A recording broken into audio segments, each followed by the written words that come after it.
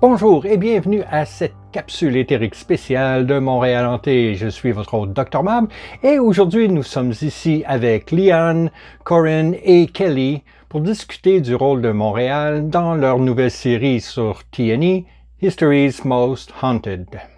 So, hello, spooky specimens. I'm your host, Holly Rhiannon, and today I've got something a little different for our channel. We are here today with Leanne, Corine, and Kelly to have a little chat about Montreal's role in their upcoming T&E series, History's Most Haunted.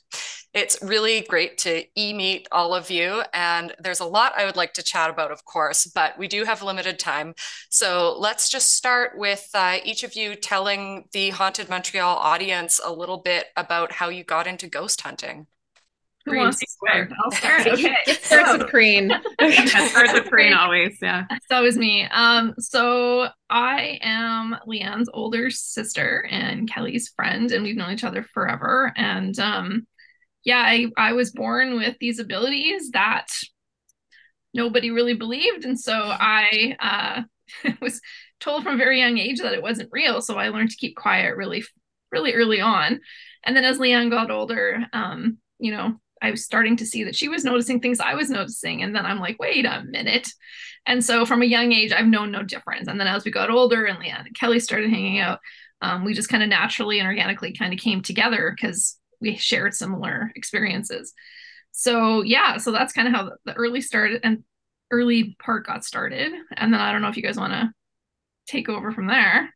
Yeah, so we set up our company as Beyond the Haunting, and we've been investigating for years together. And it's just kind of spiraled. And we did our documentary Haunted Gold Rush in British Columbia, where we're all from.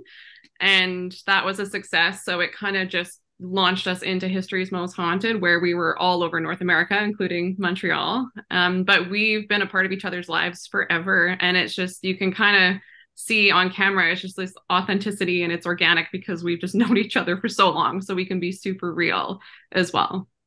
Yeah, you definitely see that. Oh, sorry. I'll just chime in. I didn't grow up with any of this stuff. We didn't talk about this stuff. It was like not a topic that anyone was interested to explore. So I met Leanne in high school and played volleyball with her. And she was really fun. And she was talking about all these like weird, in my family, things that I had never heard about. I didn't know it existed. And so I ended up going to their house all the time because she's fun. And I met Corine and I saw their dynamic. And I mean, what kids play Spot the Spirit. They shared a bedroom. And so Corine essentially tricked Leanne into this game so that she could validate for herself that someone else could see what she was experiencing. So that was their like very young, like children playing this game, paranormal investigation, essentially in their bedroom, Spot the Spirit. And then it turned into going into other places. And then I started to go along. So that was my first introduction to paranormal investigation, was through those two, coming out of high school, I would suppose. Yeah. But more formally, 5 years ago, we started Beyond the Haunting investigations. Okay, that's so cool. I love it. And it's always great to see that background where you have something for so many years. And a lot of people do see this as a taboo topic. So I'm glad that you've all been able to bring it more into the light and that you've been supported by TV networks and stuff like that. As someone who loves the spooky things and haunted research, it's very cool for me to be able to see that, especially, you know, three fellow female hunters who are also Canadian. Yeah.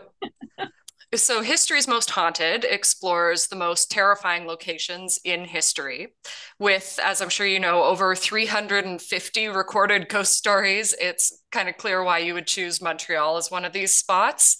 So when you visited here, what was the most interesting location, your favorite one in Montreal? Oh, are we allowed to give them away? I'll say there was one place, a subterranean location we went to that was like our crew experienced everything. Like it was just like they experienced things in every location. But this one in particular, one of the crew was somebody who doesn't normally get to come into our investigations.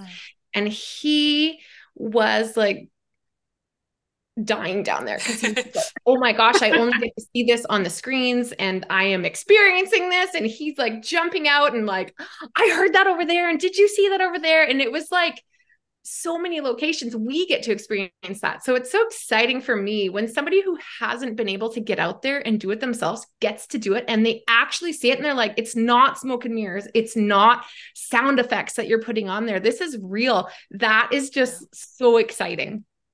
Yeah, I mean, one of the things that struck me, because I've been able to watch the Montreal episode and it was great. And I love how much you covered. And, you know, these are all locations that I know very well, but I don't know a lot of people who know them. So it's always good to see that getting out there more. And the one you're talking about, I've been there and had some weird energies as well. And just the history is so crazy. There's so much here, right?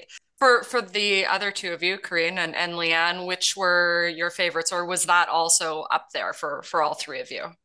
Oh, that was hugely significant. Like there was so much activity. I wasn't expecting that much in that building. Like it was just, like Kelly said, it was quite intense.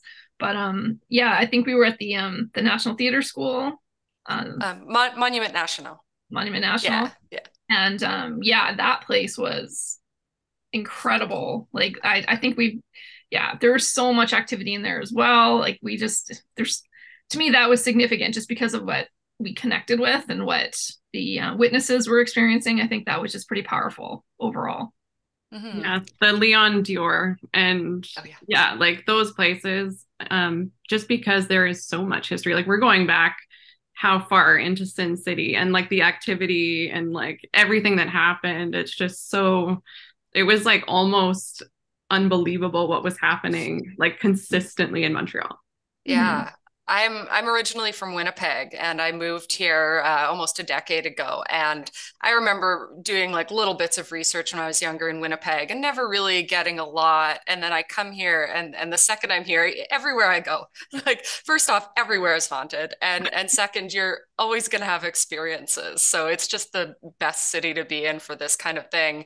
And what I was going to add as well about the Monument National, which used to be the Eden Museum, and also Leon d'Or, they have this sort of celebrity element with ghosts too, which you don't find in a lot of cities, where like we've talked about this on the Haunted Montreal channel. I think it was Sarah Bernhardt might have been in the museum, and we had Al Capone, who was one of the owners of the Leon d'Or. So just having that rich history that people know about, it makes it even more exciting.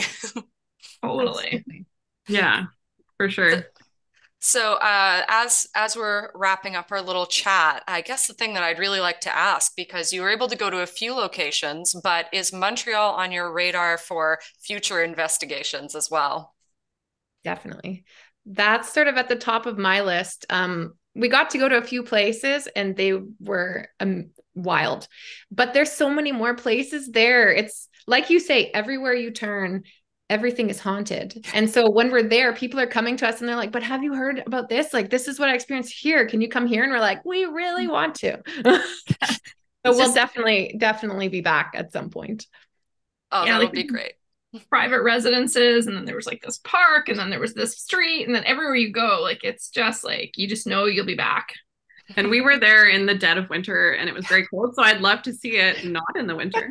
I noticed that it would be so great if you could come back during spooky season in September and October, because it's so beautiful here in the fall too, right? Like you get all the colors and up on the mountain, and we have our massive mountain cemetery too. So I don't know if you got a chance to walk around there at all, but no, highly recommend. It's my favorite cemetery.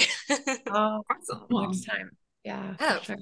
Well, thank you so much for your time. It's a great series from what I've seen, and I really can't wait to see the rest of it.